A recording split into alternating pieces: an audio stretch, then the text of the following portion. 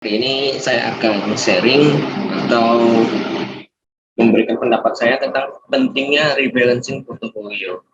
Jadi, saya yakin setelah sekian banyak sharing berbagai instrumen investasi di YouTube channel saya, teman-teman pendengar setia channel saya pasti sudah merupakan investor yang mungkin sudah invest di reksadana atau saham ataupun peer-to-peer lending ataupun equity crowdfunding, obligasi dan seterusnya.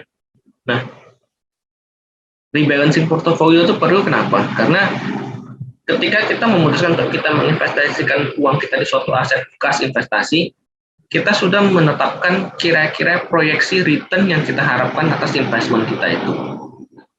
Pada berjalannya waktu investasi kita, seringkali apa yang kita harapkan itu tidak tercapai karena beberapa faktor. Misalnya, satu, ketidakpastian market.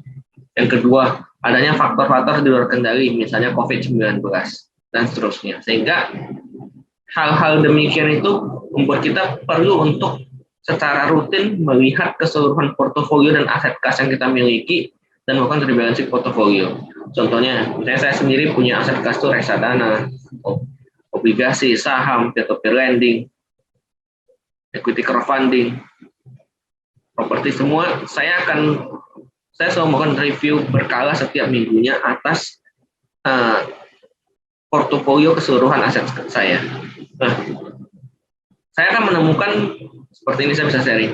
Ketika di masa pandemi ini untuk peer-to-peer lending cenderung terjadi restrukturisasi, sehingga uang yang kita investasikan di sana ya oleh platform peer-to-peer lending itu dipinjamkan kepada para borrower, biasanya akan mengalami keterlambatan pembayaran atau restrukturisasi yang panjangnya itu disesuaikan dengan kemampuan membayar dari si peminjam.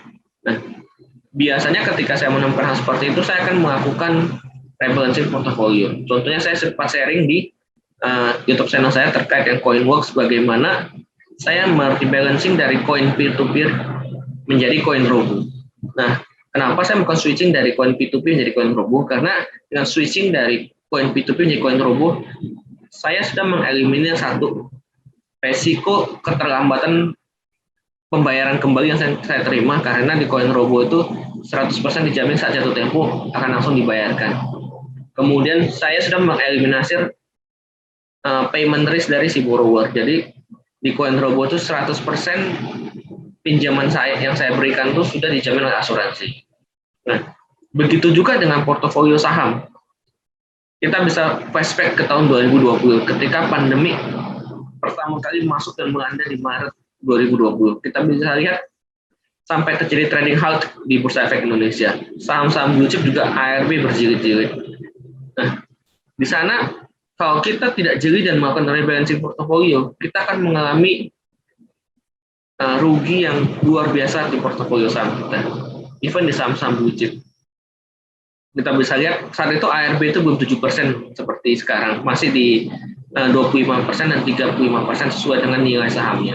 Nah, jika kita tidak jeli melakukan rebalancing atau melakukan cash out di saat yang tepat, maka kita akan mengalami itu floating loss 50%, 60%, 70%, seterusnya. Nah, itu adalah hal yang tidak sehat bagi portofolio kita. Nah, disitulah kita sebagai investor harus jeli dan cerdik untuk melakukan rebalancing portofolio kita.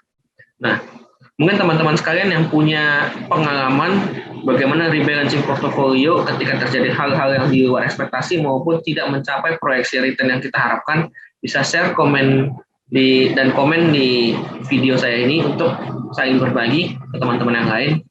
Mungkin itu saja sharing saya terkait pentingnya rebalancing portofolio. Sampai jumpa lagi di vlog saya berikutnya. See you.